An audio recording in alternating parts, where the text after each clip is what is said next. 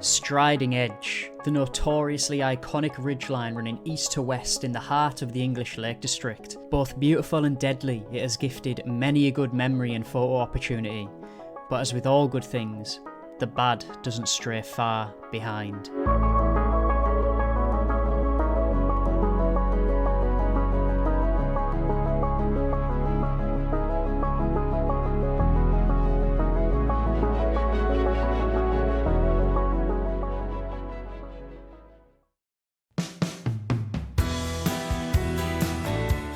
Now, what is going on at Striding Edge, I hear you asking? Well, that is what I'm telling. A story about one infamous ridgeline in the picturesque backdrop of the Lake District. With almost 16 million visitors each year, the Lake District is the most visited national park in the UK. Home to the 214 Wainwrights, one of which is the subject of today's story. Helvellyn, the third highest in its rankings at 3,118 foot. It is estimated that around 100,000 people summit Helvellyn every year, starting from the east at the village of Glenriddin or to the west from Thirlmere. The most popular route is coming from Glenriddin as it takes the thrill seekers across the famous Striding Edge.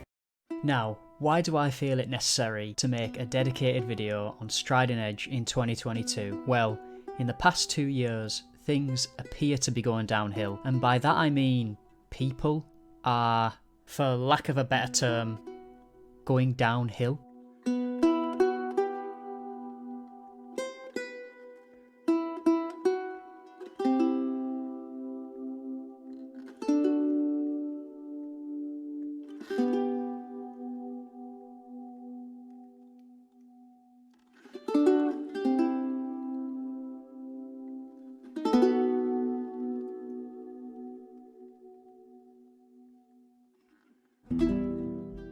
Now, for a bit of context, in 2019 and 2020 combined, there were a total of 5 incidents that Patterdale Mountain Rescue Team were called out to on Striding Edge. But in 2021 and 2022, there were a total of 17 so far, and we aren't even at the end of this year yet. I know what you're all thinking. 2019, 2020, the UK was in lockdown, and as a result, no one was going out. That is definitely a factor in these stats, but if you look at a random grouping of years, such as 2014 to 2017, there were only 11 incidents logged in that 4-year period. This makes the past 2 years the highest incident call-out rate at Striding Edge in almost 10 years.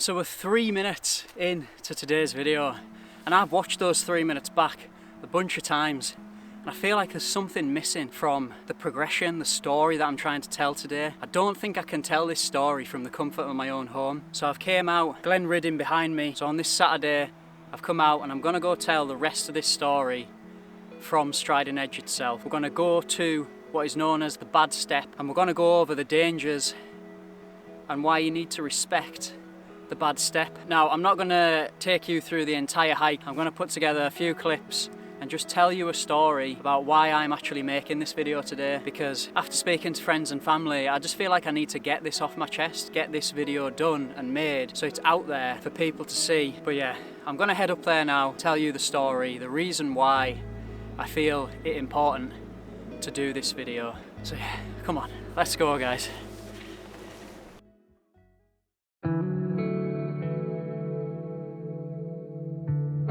About 2 years ago, I uploaded a video on 5 reasons why I don't think Striding Edge is dangerous. I made that video because I wanted to motivate and inspire others that might have been sitting on the fence about giving Striding Edge a go one day, and for the most part, it done just that. I would get a steady flow of comments from people celebrating finally achieving crossing the edge. However, I started noticing a trend in the comments of the video going from positive to negative. I can deal with negative comments, we're on the internet, it comes with the territory, but what I started to find difficult was reading comments from people that have lost a friend or a family member to Striding Edge. They were never aggressive or argumentative, but they just offered thoughts from their perspective after going through the pain of losing someone to the edge. Then I started to look at the actual statistics, because it was getting increasingly common that I would hear about another fall at the edge So I decided to take a look at the Patterdale Mountain Rescue website, which is where I got the stats for the start of this video. They log every incident they go out to and explain in detail what happened and how much resource was used to save a person, or sadly do a body recovery. It might sound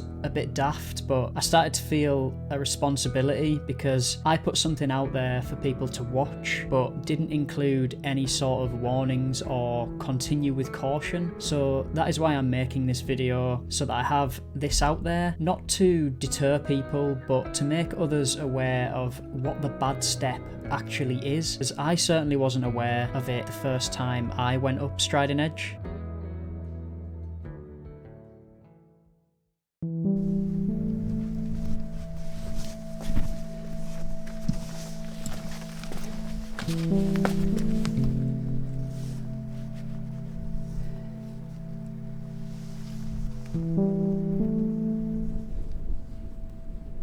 But then other times it's like bloody.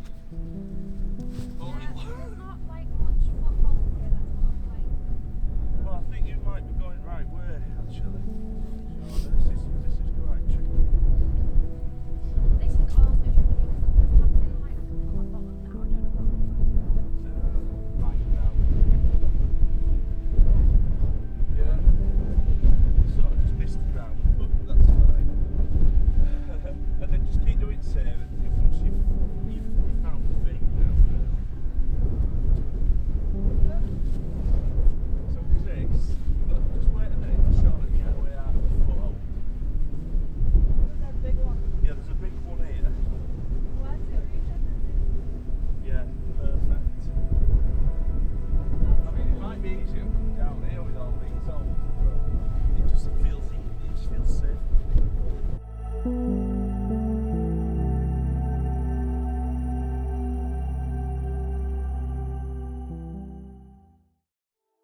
So this right here, this little chute here,